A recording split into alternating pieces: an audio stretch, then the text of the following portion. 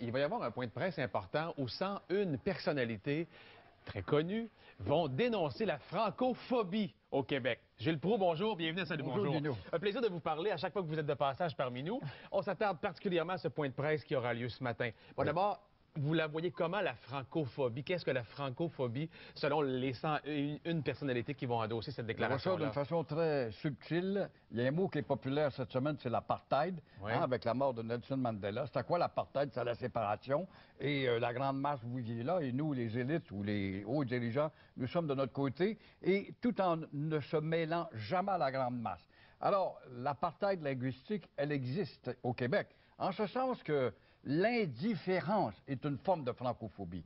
Je vis dans un milieu depuis 25, 30, 50 ans, 100 ans, et j'ignore la société dans laquelle ce qui existe encore trop grandement au Québec. Je pars d'un commerce, je décide de donner une raison sociale anglaise, je mets sur les trois bords du camion que de l'anglais. J'ignore la loi du Québec et la société québécoise. Je suis dans les médias, je ne parle jamais de la productivité culturelle des nôtres dans les médias francophones par les autres. Alors, c'est toutes sortes de petites subtilités qui fait que jamais je vis dans un ghetto et j'évolue très bien tout en me foutant éperdument de la grande masse dans laquelle où je me trouve depuis 50 ans, 100 ans. 101 personnalités, ça évoque la loi 101, ça va de soi? Exactement, qui est mal en point. Très mal en point. Alors, ce serait quoi la déclaration de ce matin? Qu'est-ce que vous allez annoncer publiquement, tous ensemble?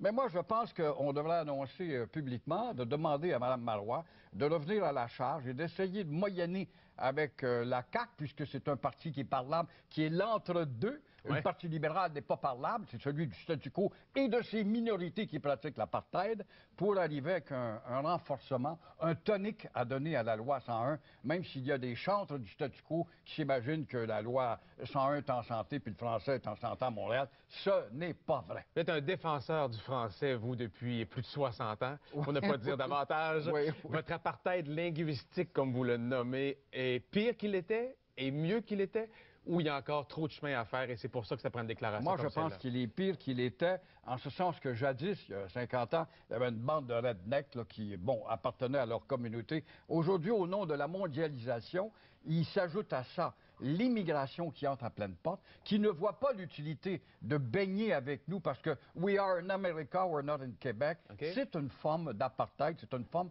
de francophobie. Alors, dans ce sens, avec la mondialisation, il faut que tous les pays démocratiques du monde qui ne sont pas anglophones, qui lèvent la main. On est conscient que l'anglais est la langue romaine des temps modernes, que c'est la franca lingua, mais il faut aussi comprendre que chaque pays a ses particularités. Donc, et on veut vivre avec nos particularités. Message lancé au gouvernement aujourd'hui. Comment? Message qui sera lancé au gouvernement du Parti québécois aujourd'hui. Oui, mais gouvernement minoritaire qui est menotté et qui ne pourra pas grand-chose, probablement. Hey, j'ai envie de vous entendre sur Poste Canada. Je vous voyais observer la discussion qu'on avait avec les employés qui étaient là. Vous en pensez quoi de ces coupes majeures annoncées? C'est la surprise, surtout quand on a fait rentrer ces gens-là de force, il n'y a pas tellement longtemps, au nom de l'intérêt national et la population en attente, au nom d'une reprise économique, et on leur coupe ça tout d'un coup. Mais je pense que derrière tout ça, moi, je pense, les revenus de Poste Canada ne sont pas assez grands pour piger dans la caisse des revenus et alimenter la caisse de retraite, où la population, là aussi, vieillit et grossit, passe à la retraite et les reins sont plus assez solides pour tenir. Je pense que c'est ça. C'est une décision rationnelle, mais cynique à la fois, parce qu'il y a une très grande surprise derrière tout ça.